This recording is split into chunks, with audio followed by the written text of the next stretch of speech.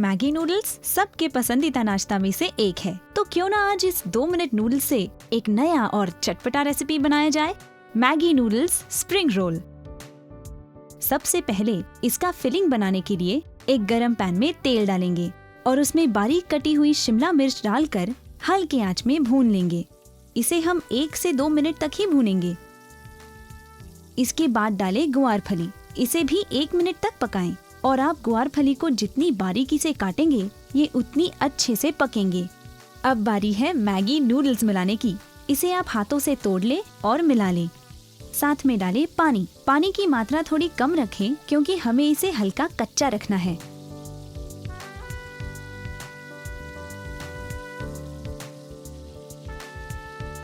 अब इसमें मिलाएं मैगी मसाला और साथ में डालें अदरक और मिर्च का पेस्ट, चाट मसाला,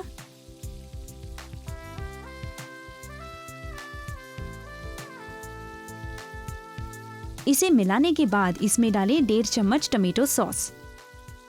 अच्छे से मिला लेते हैं और ध्यान रखें कि जितना भी पानी है वो पूरी तरह से सूख जाए, वरना स्प्रिंग रोल्स नरम हो जाएंगे। इसके ऊपर डालें बारीक कटी हुई कैबेज और स्प्रिंग ऑनियंस। इन दोनों सब्जी को हम सबसे आखिरी में मिला रहे हैं क्योंकि ये जल्दी पक जाती हैं। अब डालें चुटकी भर नमक।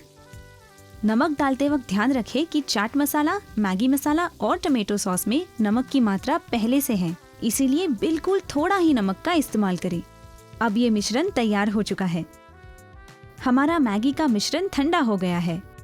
एक स्प्रिंग रोल शीट लें और मैगी को शीट के ऊपर डालें और इस तरह से लपेट लें। दोनों साइड से भी अंदर की तरफ फोल्ड करें।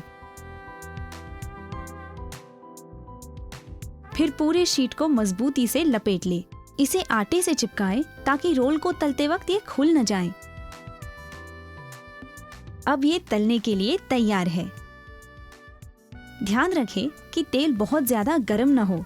इसे धीमी आंच में पकने दें, वरना ये रोल्स अंदर से कच्चे रह जाएंगे। हमारे स्प्रिंग रोल्स अच्छे से भूरे हो चुके हैं। इसे बाहर निकालकर थोड़ा ठंडा होने देते हैं। इसे अपने अनुसार काट ले और प्लेट में सजाएं। मैगी स्प्रिंग रोल्स को आप किसी भी चटनी, शेजवान सॉस या टमेटो सॉस के साथ खाएं, आपके स्वाद अनुसार।